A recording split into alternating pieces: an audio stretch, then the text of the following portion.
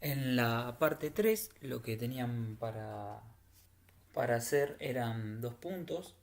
Uno se relacionaba a un artículo del CEPI, que es un centro de estudios de economía internacional francés, en el cual este artículo hablaba sobre eh, cierta diferenciación en los productos que se analizaban y cómo esa diferenciación incidía en las cantidades importadas de los países, en donde se habla de productos que tengan una alta calidad y una baja calidad, y esto se mide a través del valor unitario de cada uno de esos productos que comercian los países. Y en parte, dentro del trabajo, lo que encontramos es un análisis econométrico para evaluar cómo reaccionan la demanda de estos productos ante variaciones en el ingreso. En este caso, eh, en este artículo habla de la crisis financiera que hubo en el año 2008-2009 y cómo eso impacta sobre la cómo impactó, mejor dicho, sobre la demanda de los productos que exportan tanto los países de la Unión Europea como otro tipo de países, según esta diferenciación de productos con alta y baja calidad o sofisticación. Y el inciso uno lo que preguntaba era: explique cómo los modelos de competencia imperfecta aplicados al comercio sirven para explicar la realidad del comercio de bienes similares pero de distintas calidades. ¿Cuáles son las características de una diferenciación por calidad?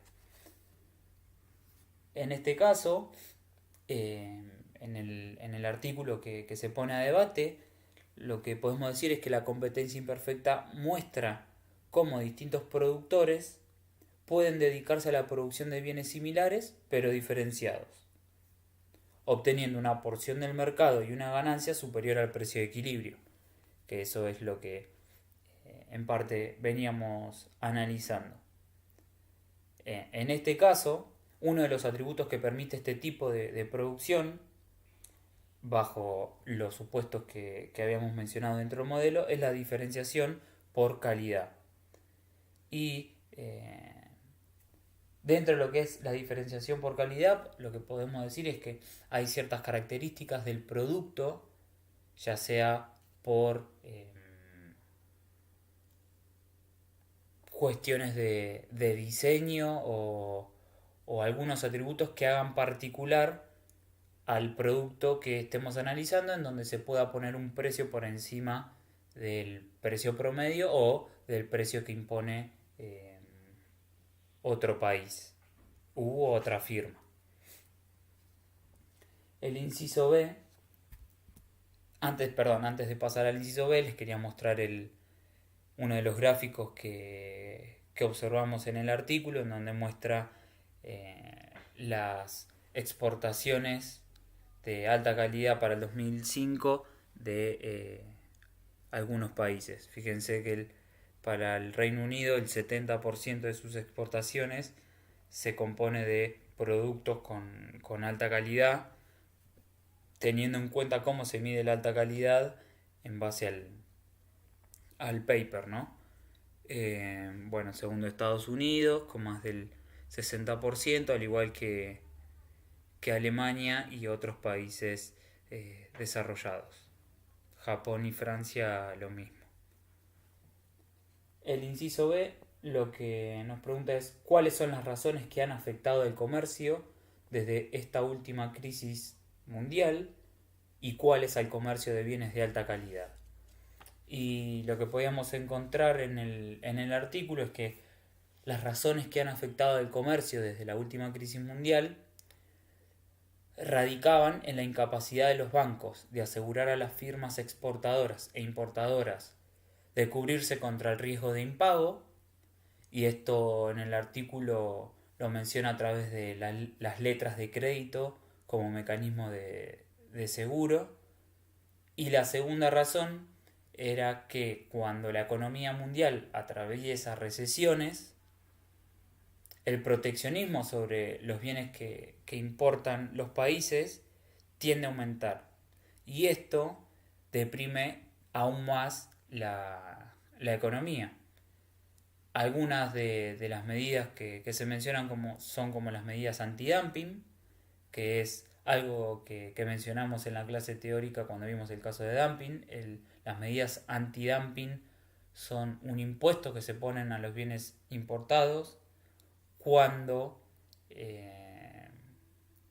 alguna firma nacional declara que el producto que ingresa, que compite con el producto que ella misma produce, se produce a un precio de exportación menor que el precio local que se cobra en el país de origen. Ese era el caso que habíamos visto del dumping, descontando los costos de transporte. O por algunas otras razones que pueden ir por cuestiones de barreras no arancelarias. Otra de las menciones que se hace dentro del trabajo son las licencias de estándares y requerimientos para los productos que se importan, entre otras medidas. Y refiriéndonos a la segunda pregunta que se hace dentro del mismo inciso, ¿cuáles son las razones que afectan el comercio de bienes de alta calidad? Lo que podemos mencionar es que al disminuir la explicación que se da dentro del trabajo, es que al disminuir el ingreso mundial, la demanda de estos bienes, que tienen una mayor sensibilidad ante variaciones en el ingreso de los países que los demandan, tiene un impacto negativo sobre estos bienes, y este efecto es mayor que en los bienes que tienen un menor precio o que son de baja calidad.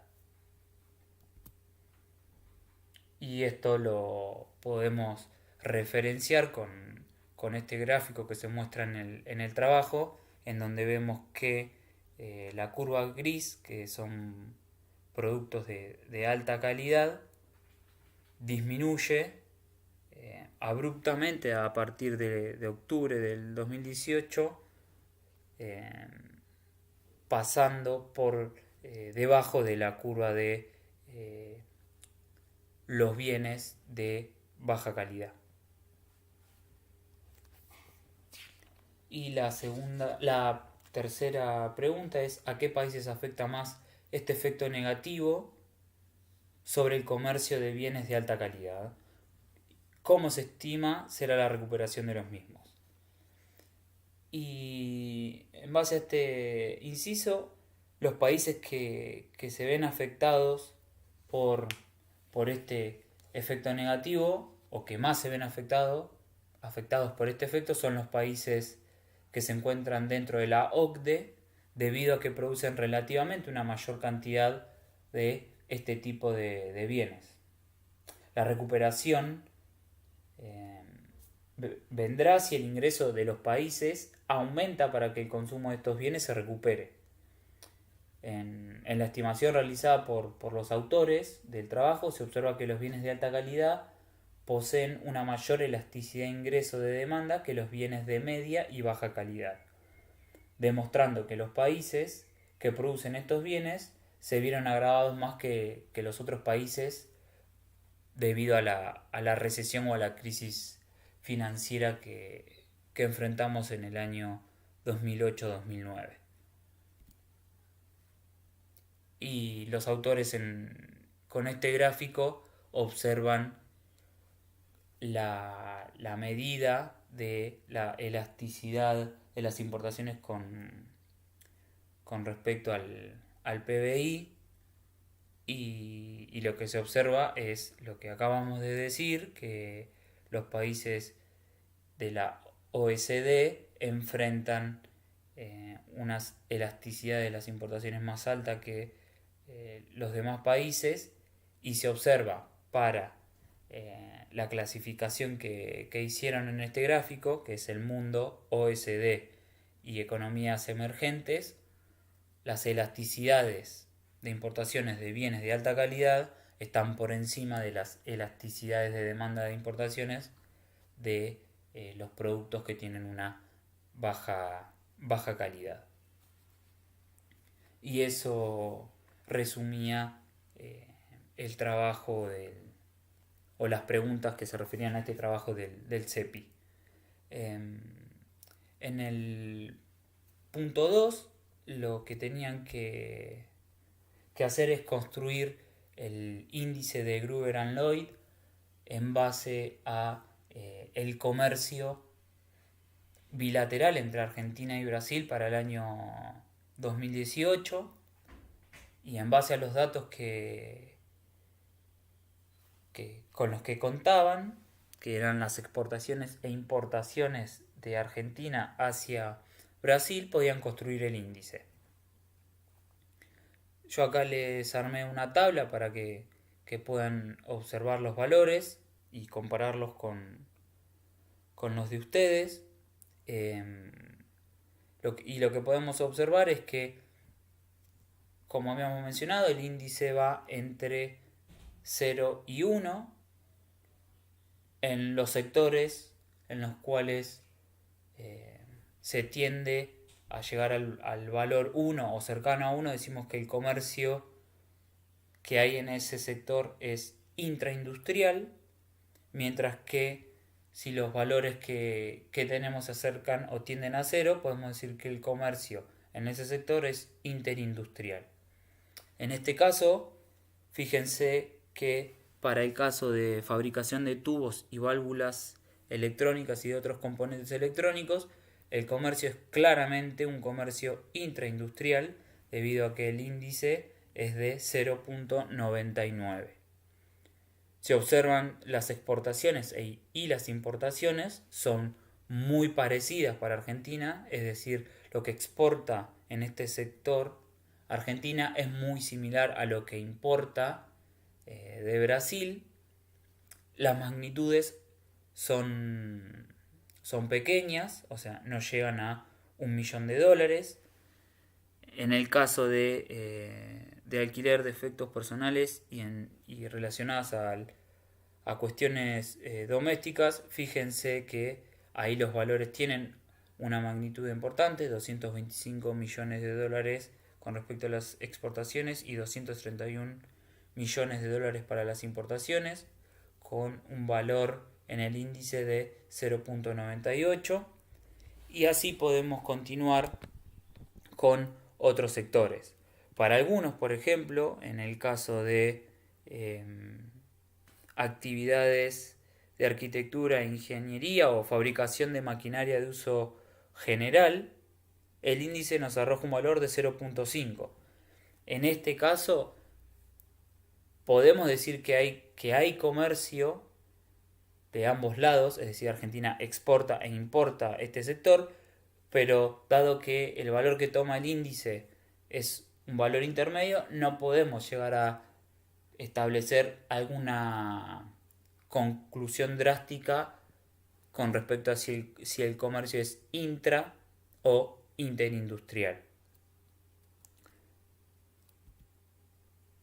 Para el caso de los otros sectores que tenían, fíjense que los que están en rojo prácticamente están en 0, tomando 3 decimales para observar el índice, y acá podríamos decir que claramente el comercio en estos sectores es interindustrial. Para ejemplificar, podemos observar el CIU 281, fabricación de productos metálicos para uso estructural, tanques, depósitos, etc. Las exportaciones en este sector de nuestro país están en 0, mientras que las importaciones provenientes de Brasil son alrededor de 588 millones de dólares. Entonces, en este ejemplo vemos un caso de comercio interindustrial. Este índice es muy utilizado en la práctica para ver cómo son los flujos de comercio entre dos sectores o en una región y observar este tipo de patrones. Si es un sector que es complementario entre países, es decir, si hay comercio intraindustrial o si es un comercio más orientado al comercio interindustrial, en donde vemos que de una parte no, no exporta, pero sí importa. Y eso era el último punto que tenían para analizar. Recuerden que con esto cerraríamos lo que es el tema de economía de escala, competencia monopolística y los casos que habíamos analizado, como el caso del dumping recíproco, comercio intraindustrial, y habíamos cerrado con el modelo de gravedad en la clase teórica. Bueno, espero que les haya sido de utilidad y cualquier cosa nos consultan por el grupo de Facebook.